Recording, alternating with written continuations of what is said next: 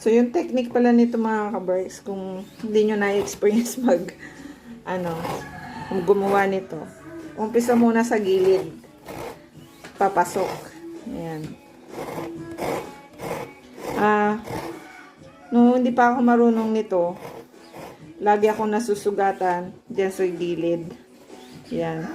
Kasi, hindi pa nga marunong. So, yun lang. Classic mga ka-works ng pag-harvest ng coconut milk.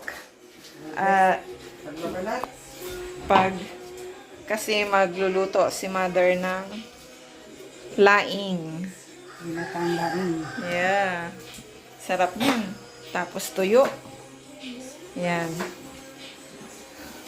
Sarap.